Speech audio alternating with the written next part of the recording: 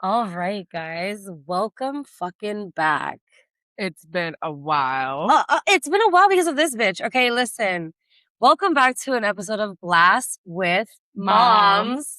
Us unwell, unhinged, just a mess of mothers that you guys miss so damn much. But we're back. And And we're gonna be better than ever. fucking hopefully, because guys, the last year was a mess. I will not say anything different, but it was a good mess, We I got through it believe. though. We definitely fucking did. We got through it. We moved states, we moved lives, we did a lot though. We did a lot. And we're gonna happen. we're gonna tell you guys all about it. We're not gonna leave you guys in the dust. You guys will have episodes of all the things that we've accomplished this last year, like the first book con we ever went to. It was absolutely phenomenal. Oh my God, we went to Villains and Vixens and it was over here in Orlando and it was life changing, but that will be our next episode. We went to all you can stuff in a tote bag book sale that we're going to talk about.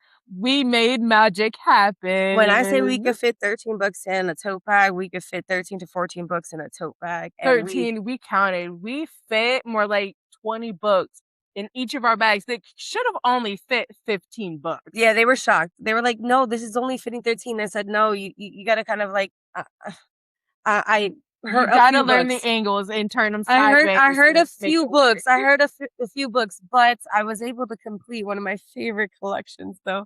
But I can't wait to tell you guys about that in one of the episodes that we're going to be throwing up. But we've done a lot of reading this last year. We may have not podcast, but we still very much read. We were still busy. We just may not have included y'all. We're sorry for that, but we are gonna rectify that. Our last episode was ACOTAR, which honestly was super fitting because we have ACOTAR 6 coming out soon. Yeah. And I feel like we're going to definitely have to go back to that episode and do it again because I'm now on a reread and my nails are now all ACOTAR because I'm on this deep dive of ACOTAR and I'm getting ready for book 6. And I also wanted to know the Easter eggs and everything that Sarah J. Maas said in the Call Her Daddy podcast that were put across and everywhere. And I'm picking them up slowly. I'm definitely picking them up more now.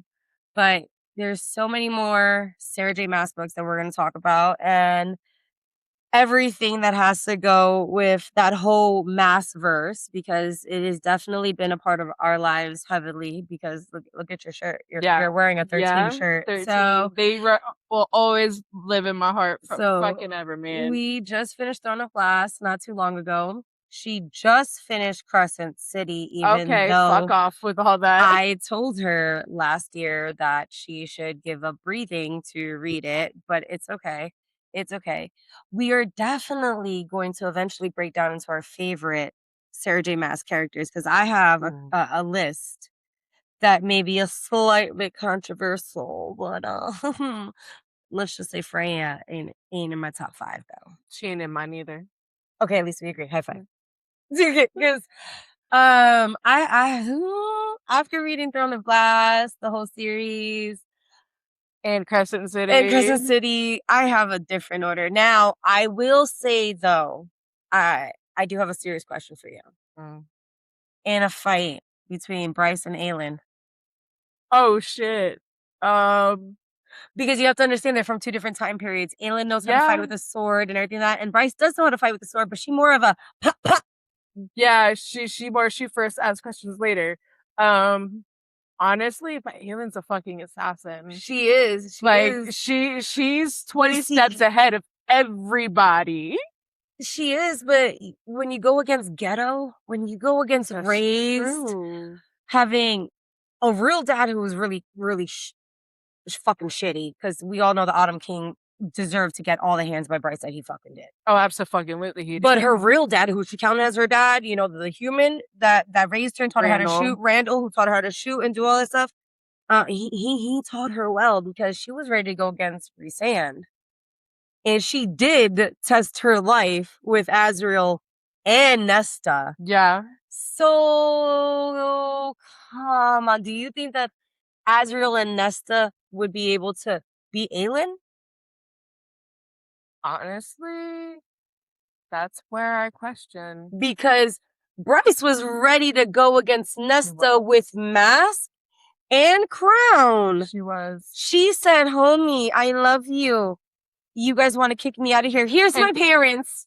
And I do get that, because honestly, I think Bryce would probably give Aelin her ass, because Bryce has at least 2 to 3 times the power that Aelin does. And she's thicker. I think that counts for it. And then she also gets juiced up by her man, little zappy zap, who doesn't like a little electric play. There's a little zappy zap for other places, I'm just saying. But we do have our wonderful mugs filled with tequila and juice, because, as parents, but this is the best week, though. They go back to fucking school. Thank God. They go back to fucking school. Oh my God. This is why this podcast is coming back, because now we're going to have time. Our babysitters are back. Yay. Cheers. So fucking ready.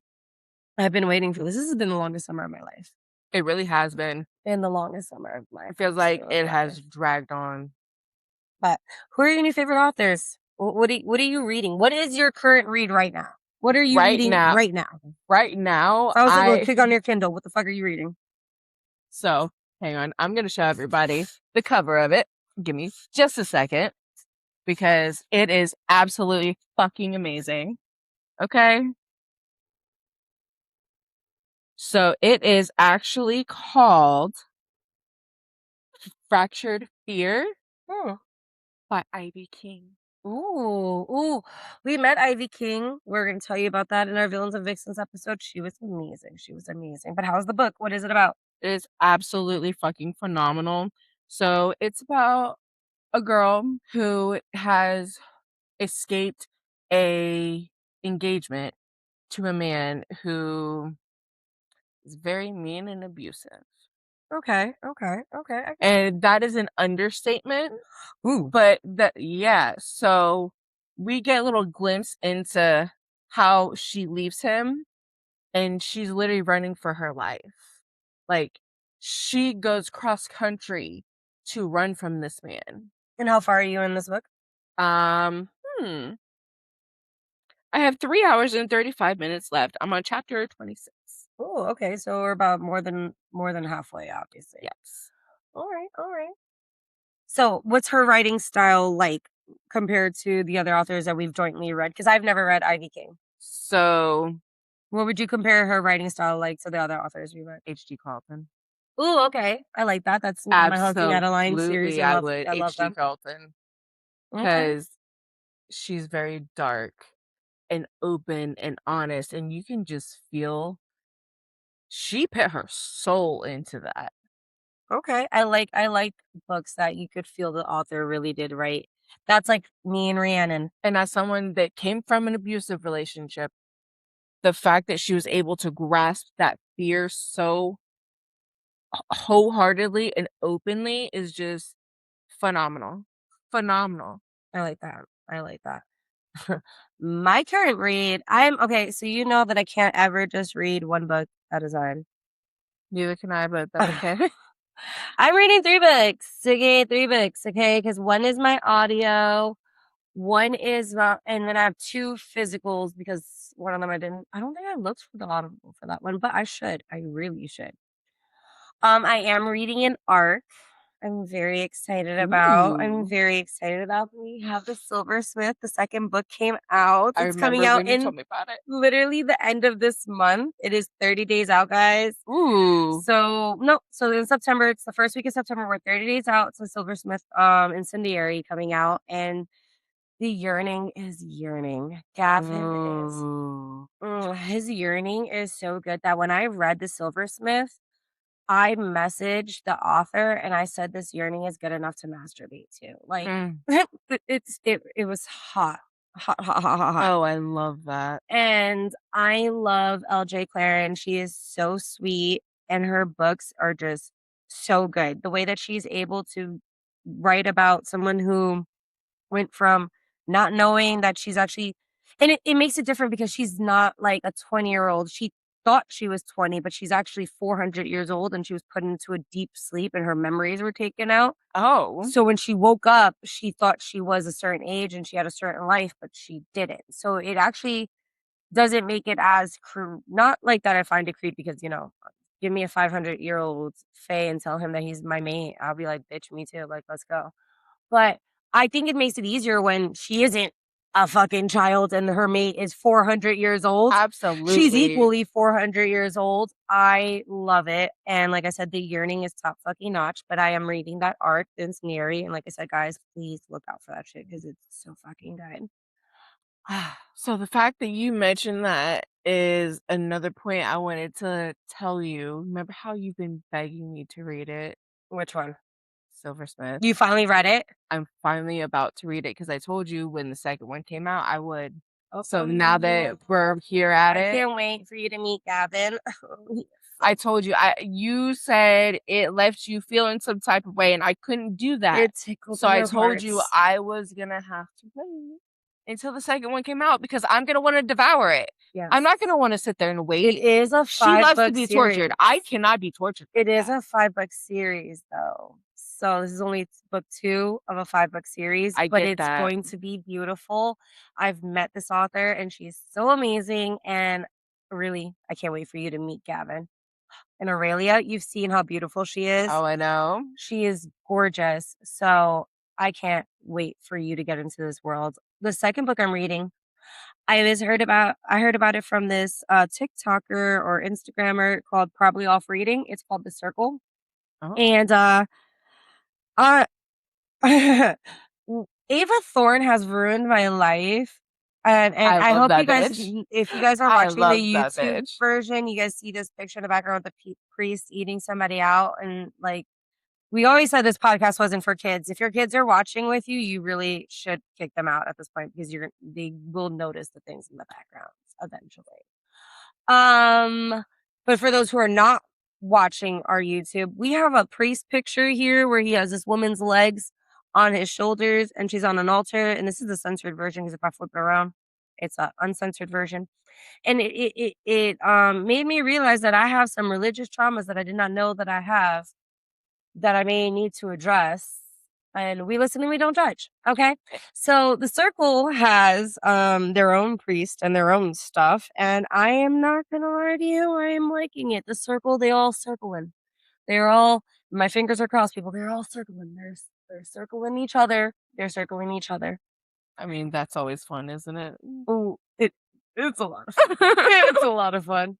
And then, of course, I have to do my deep dive of ACOTAR, which now, if you're watching a YouTube video, my nails are all ACOTAR. I have every book cover on each of my nails. And I'm getting ready for book 6 because we need to be prepared when that drops in October because I am so ready for it. Do you have any guess? Who do you think the book is going to be about? I don't want to speculate. I really don't. And my guess is very well could be very wrong. All I know is I don't want it to be Tampon. If it is, I'm going to cry. I still will read it, but I promise I'm trying so hard to not believe those rumors because nobody wants to listen to that. I promise you, if it's Tampon, I will lose it. And if he is matched with Elaine, which is the rumors that I see on TikTok, because her flowers and her garden and spring court and all that other shit. Fuck that. I will be so mad because there's so many rabbit holes I've been down. I feel like if Elaine ends up with anyone, it should be either Lucian or better yet, Azriel. I'm with the Azriel theory. I don't think Lucian's a good guy. I don't either. I am now on A Court of Mist and Fury, which is the book 3. And after they, the whole cauldron scene and then they like mated or whatever, which she didn't reciprocate the mating. Absolutely not. He truly was on that Tam shit and was like, I own her. She's mine. My property. Mine. Like, yeah. But that is how a lot of the Fae were raised. Oh, and I get that. But then he wants to think that he's better than his brothers. Where are you better than your brothers? Because when you got to the Night Court, you gave her space. you literally only left the spring court because of her, and you probably were reporting the whole fucking time. Even though he says he wasn't, in my hearts of hearts, I just don't trust him. So you say you're on Court of Mist. So the Wings of Ruin. I'm on the Wings of Ruin. Yeah. Okay. So you about to learn a lot of great details about Lucian. Bitch, I already read this series. I already know he's not a real. So they're not his brothers. Yeah, but of course he's better than them, but his personality is like them. That's what I'm saying. What makes him better than fucking the older brother, the one that ends up being the actual spy for the Night Court? The one that tells Rhysand, what is Eris? Who tells Rhysand, yo, my dad's about to do this, my dad's about to do that. What makes him any better than Lucian? Honestly, think about Eris. Eris made sure to leave more at the edge of the forest to make sure nothing happened to her. Yeah. He made sure the Night Court found her. He let fucking Azriel spies know. Because everyone knows Azriel has spies everywhere. And he left her where she was going to be found. And because of that theory right there is why I think this book's about him. Oh, if it's a whole book about Eris, I'm going to be mad though. I really do. Oh, you just fucked me up with that theory. Because it's gonna drag him in because it's already started dragging him in. She's already started bringing him along for everything. She's done books about all the others. Why not him? Bitch, that just gave me chills. Bitch, that just fucked me up. Oh my God. I was not prepared for that revelation. I'm sorry. But if we get a whole book about Eris, I swear, oh my God, I'm going to be mad. But okay, so we know that Moore is the Morgana, right? The whatever. So she has healing powers, truth powers. Mm-hmm. What the fuck else is the rest of her powers, bitch? Because after they get fucked up by the King of Highburn, she's over there healing motherfuckers, sewing this shit together, at least good enough so the healers can come and finish this shit off, right? Yep. What the fuck you mean? Like, isn't she, like, I thought when she said that she's the Morgan, you know, like, she like everywhere else, like, she's the truth. Yes, powers. Yeah, I want to know what the fuck that is. Because when she had her first period, everyone felt that shit. That's crazy. Yeah. That's crazy. But why can't it be a book about Gwen? Why can't it be a book about fucking the sisters? I really would hope. Like, what if Azriel, Azriel got with one of the sisters that Nesta made? That would be too easy to give us something good that we would love to read. Oh, fuck you. That would be too easy. Fuck you. That's okay. I get that. Fuck you. I'm mad. I'm just That's about to go into fucking, listen, guys. Sarah J. Maas is one of those authors that love to grab you by your throat and say, listen here, little bitch. You're going to listen and love it. No. We all know who that author is. We all know. And guys, this is no offense that if this podcast ever makes it to this author, I promise you, I do have no hate against you, but I truly do believe that you wake up every day with a fucking mug like this that says the tears of my readers. All right. And I'm talking about Rebecca Yarros. And in my house, I hope you love your nickname, by the way. Her nickname is Rebecca Cunt Nugget Yarros. Out of all respect, but all respect, please don't sue me. I'm not saying anything. Here are tears for you because you have a whole shelf on the top of this bookshelf that is just all for you of all the books that I have of yours. The Last Letter, the things you leave unfinished. The freaking the Fourth Wing series. I even have the coloring book. Do you see my dragons, woman? So when you come to let me know. I love you, okay? But the way you hurt me, The Last Letter. Can we talk about that? Okay, you start this book off with Macy having cancer. So I thought she was gonna be the one that dies. Okay, I was prepared. I was like, okay, cancer people gonna go. No offense. Listen, I've had cancer. No, I'm not offending anybody. You know this day and age. But I was just thinking, you write a book, the baby has cancer, first chapter. Who you think is going? The cancer baby. It's mentioned first chapter, right? Cool. That's not what happened. Guys, let me tell you a beautiful story. So when I finished that book, she walks into my room to come tell me something that one of our children did. And I have pouring tears walking down my face, and sobbing, like everything was fucking wet. She's, I'm sobbing. She looks at me. She goes, "Are you okay?" And I go, "Does it look like I'm okay?" And I start screaming. She's like, "Yo, what happened?" I say, "How does the brother fall off a cliff?" And then they tell him at that moment, and I'm not going to give away the rest of the book, but either way, if you've not read the last letter, you need to, and it will ruin you. And then you can come DM me, Glass with Joe, on Instagram or TikTok, either one, and tell me that this recommendation ruined your life, because I've tagged creators who've ruined my life with their recommendations. So you can do the same to me and make me feel really special. But just understand that Rebecca has a mug, a true mug that has all our tears in it, and it fills up naturally all by itself. And she's like, somewhere in this world, someone's sobbing over a book of mine. I'm pretty fucking sure. I'm pretty fucking sure. Absolutely, she does. Absolutely. She gets off on knowing that we cry ourselves to sleep at night over her books. Yeah. Yeah. She gets off on that shit. And you know what? I love her writing. Her writing is absolutely phenomenal. Oh, absolutely. She has her name from me because her writing is so good that you don't expect the pain that comes. Yeah.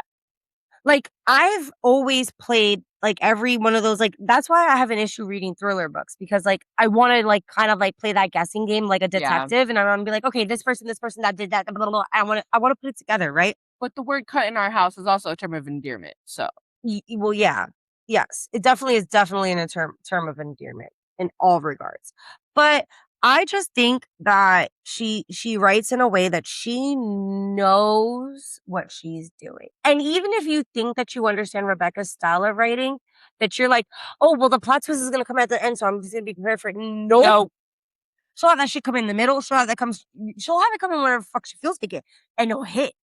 Or she'll have more than one. Yeah. And it'll hit so hard. Like the things we leave unfinished. How she had me mourning someone else who wasn't even the right person. How you have me mourning someone's grandma and thinking they're one person and they end up being completely opposite. Bitch, I was so mad. But I mean, a lot of people in our life, we really don't know them. So that kind of shows you learn who they are later.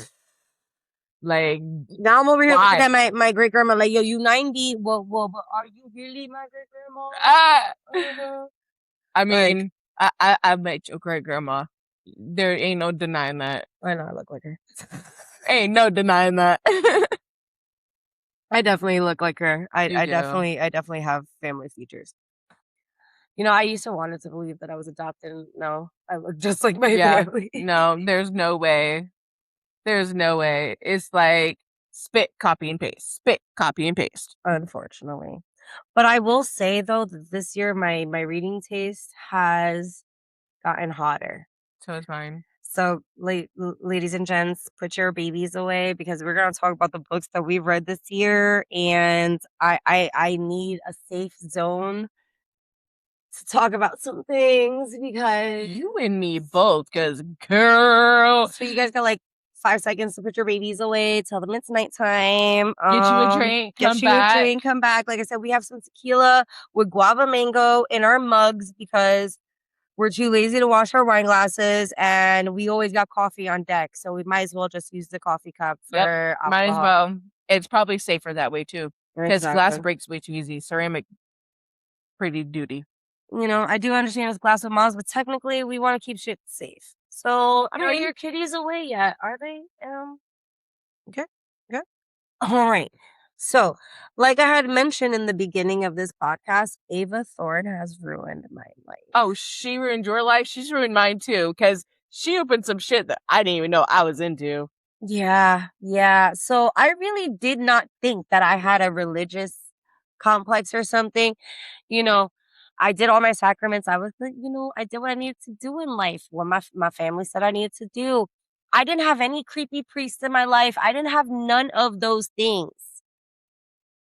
But get me a priest who puts me on an altar and eats me with the yum, yum, yum, yum, yum. Let's just say, guys, this is a scene where she may or may not have that time, the friends. And Flo came for a visit. There was visiting. and she was on the altar, and in the line goes, the body of Christ, the blood of Christ. Okay, when I say water went to wine and wine went to water and blood is everywhere, and if I don't want YouTube to take this video off because there's already a bunch of secret uncensored things around us.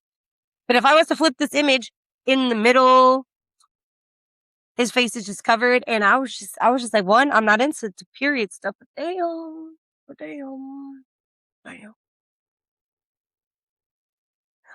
I messaged said author and I said, hey, Ava, you are amazing. I tried to read that book in public. When I say it felt like the pages were so loud that everyone knew what I was reading. So funny that you say that because I did the same thing. And I messaged her about it as well because I was like, how are you going to recommend this book to me and not warn me? Yes. Yeah. I tried to read it in public and I was so flustered. Like, there's a scene in the confessional booth where her hands are above her head and she's asking for repentance. And anyone who has gone to Catholic, anything, you've had to do the confessional booth, so you know that could be hot and creepy at the same time because you sit there with the thing between you and she's asking for repentance, but she doesn't want prayers, she wants physical repentance, and then he comes over and does said physical repentance. And that sounds hot. I could not keep my face straight. It's just as red as it is right now. I was like, okay, I'm gonna be a good girl. I'm gonna be a good girl because it was so damn hot. It was so damn hot because that sounds hot. It was. Ava Thorin knows what she's doing. Oh, yes, the fuck she did. So I read Devoured, the one that she recommended to me. Yes. At Villains and Vixens, which we'll get into that in the next episode. But this book, oh my God. So Devoured is about a bunch of druid witches that were cursed to like the forest and the woods by like the Romans and stuff because they brought like a demon to earth to try and kill all the Romans. You know how the story goes.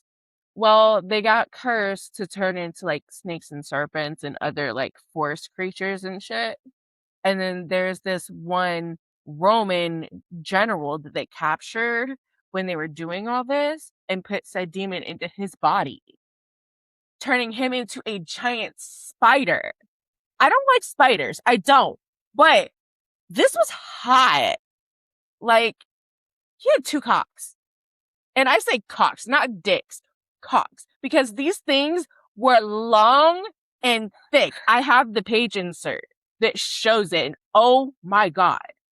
And the fact that she said no, the bottom one is the bigger one. Instead of going down doggy, so you know the bigger one goes in the vag. No, she said, I'm gonna look at you. She put the bigger one in her ass. Oh, girl. Looked him dead in the eye. Doggy slid it in. And then there's this one scene where he uses his webs as bondage to hold her up and then penetrate her and knots inside of her to where they can't move for hours. And if she moves, he knots again. He keeps going. And I'm just like, what the fuck? She tries to get away from him at one point because she hears the forest calling her. Her blood right and everything that she has to move forward. The forest is calling her and he's like, no, you're mine. You're mine. And literally gets so fucking mad that she tries to leave, fucks her with like thorns and shit coming off of his dick. Like he went spider form and straight fucked the shit out of her. Oh my God. Ava, where do you get these ideas from, girl? Where do you get these ideas from, girl? Because like for real, Ava, I don't like anything in the butt, but that Listen. That reminds me of my demon bounty that I made you. Yes. Bounty Oh my demon. God. It did remind me of that. Oh but my the God. details in this is just. He's inside of a human body, but that one's just an actual demon. But it honestly, that one by Aurora Asher, that kind of made me want to draw a hex on the floor and summon one out of the ground and see how many things that they could do with all the other things. Because honestly, I have to rethink life after sometimes that like I love books that make me want to stare at the wall and really make me think about why did like what Absolutely. like if there's something wrong with me. And you know what? Absolutely. There's not anything wrong with me because someone else wrote this. Someone else wrote this, so that means someone else thought it, and I just finished the thought. You know, I never really got into the monster world of it until now.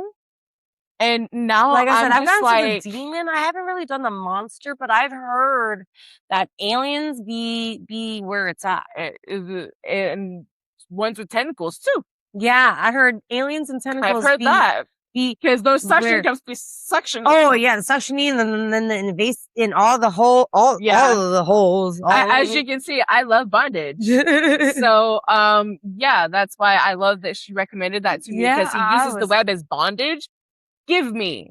Yeah. I love it. He used a rosary as her wrist. Hot. As her wrist. That gave me an idea for a Halloween costume. Yeah.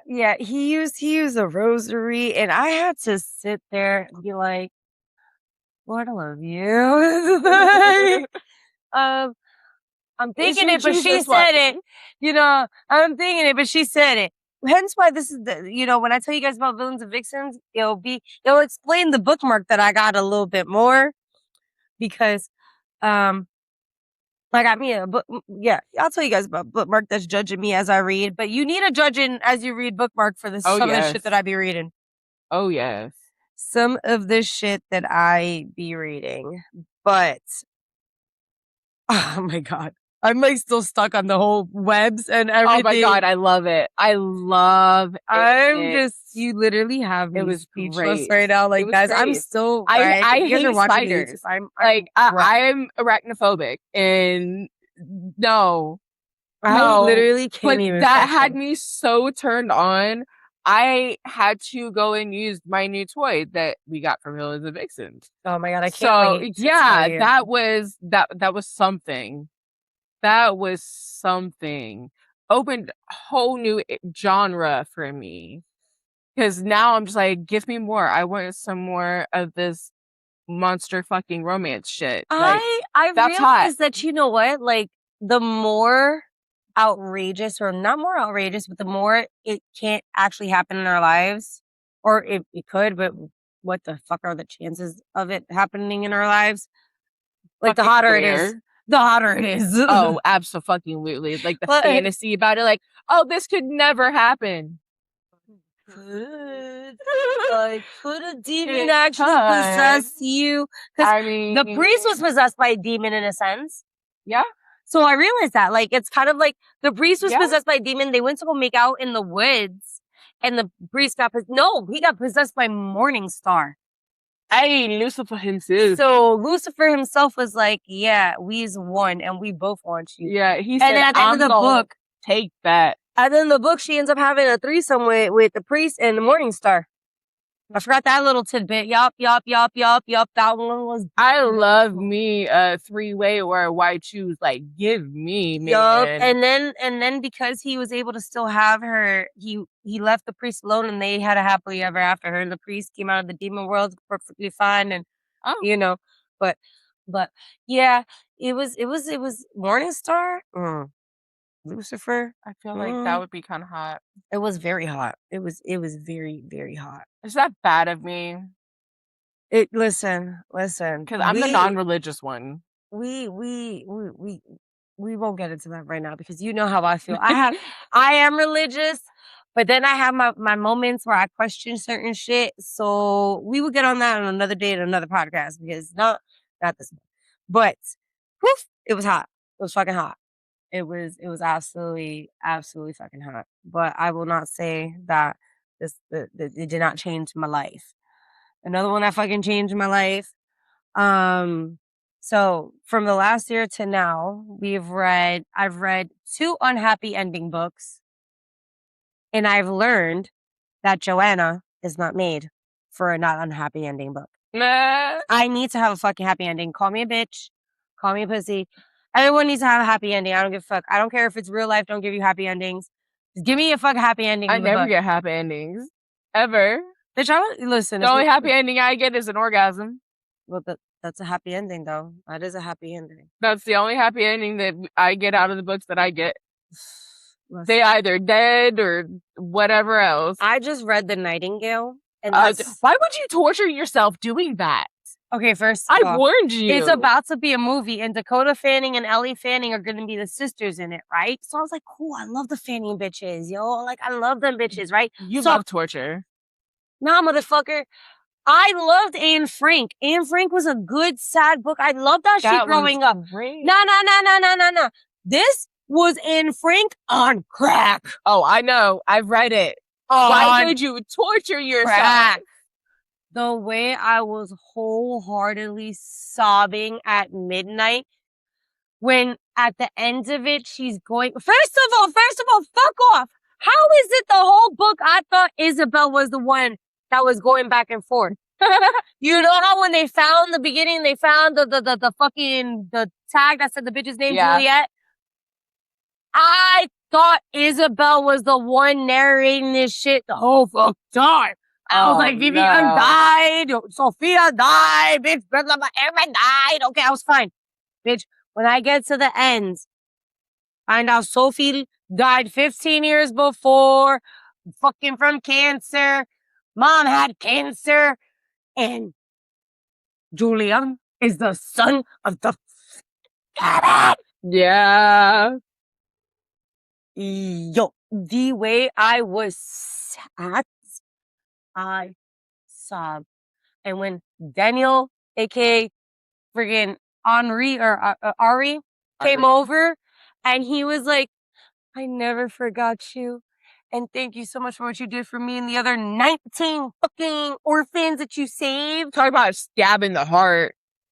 Yo, I sobbed so hard. Like someone fucking was long lost found me, bro. I telling you, my whole life was just, I had no words. I had no words. I warned you. That's all I oh my God. And when the dad got shot in front of us. Oh, that kind of trauma, I just can't. I cannot. I can't. It ruined me so deeply. You guys will see on my Instagram, on my personal Instagram, not our podcast page, me sobbing. I might just tag the podcast page into it so you guys can see it too, but me sobbing hysterically to, I love reading, but I love reading. I'm telling you guys are going to love that Instagram video because I'm wholeheartedly fucking sobbing in it at 12 o'clock at night. Like, it was wonderful watching because then I'm over here like, woohoo! I'm going to go through that torture at some point. Yay me! Fuck the Nightingale. Fuck the Nightingale. It is a beautiful book. I do recommend everybody read Nightingale by Kristen Hanna. It is wonderful. It is beautiful. It is. It really is. But my heart, and I'm just like, as much as she expresses in there, it's just fucking phenomenal. It's beautiful. It's beautiful. Like, it is really long, though. I will tell you guys, it is a journey. But it is written beautiful. I think the physical copy is like that big. Yeah, I have it somewhere in this stack, and it is huge. It is huge. But we like them thick. We do. We like them thick. We like our books like we like our women. We like them, yes. Oh man, we have a hot take on that too. We need more books with thicker women, older age representation. I'm actually slowly getting towards being sick and tired of reading about 18 to 21-year-olds that are like stick thin, and I want to hear more. I want to read about someone who's more our body type, our age, like, so we can actually visualize ourselves as that person. Like, I want to be related. Yes. Like, that's why I like Bryce. Bryce was thick. Yeah, she was. Bryce was thick. So hell yeah, I want to be able to see more thickness on the screens, like from Blood and Ash. Poppy is thick. I like that. I like that. I want more thick. I want more thick in fantasy. Yes. So, because we have thick in love stories. We have so many romance books with thick women in it, but I need thick in fantasy. Yeah, I do too. Like, I'm reading one book, which I will talk about on the next episode when we talk about what we got from Villains and Vixens. When I talk about that book, the main female character is absolutely gorgeous from what they describe, but she's thick. I love that. I absolutely love that.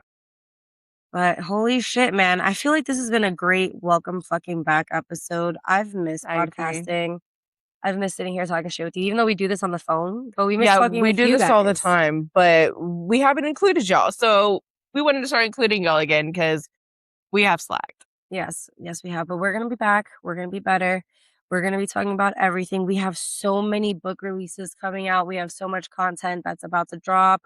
We have so many different events that we're doing that we have coming up. Yes. I have threshing. I'm going to a threshing day event in Lake Nona, Barnes and Nobles. We're going to be trying to do, well, someone is getting married, so we're not going to be able to do the ACOTAR midnight release party, but we're going to figure that out. We're still going to binge it. We're going to read it. We're going to be diving We'll be up at midnight buying it off of Kindle and reading it and then buying the physical copy the next day. Yes, we will. But you guys are going to be hearing from us and you guys are going to get sick of us. But you guys are going to love us like you guys have before. And we can't wait to talk to you guys more about our books and our lives and everything that's going on. And we'll be even more unhinged than what we normally are. So yeah, y'all are going to love it. Just wait for it. But thank you so much for listening to Glass with Moms. This has been amazing. Have a good night, guys. Bye. Bye.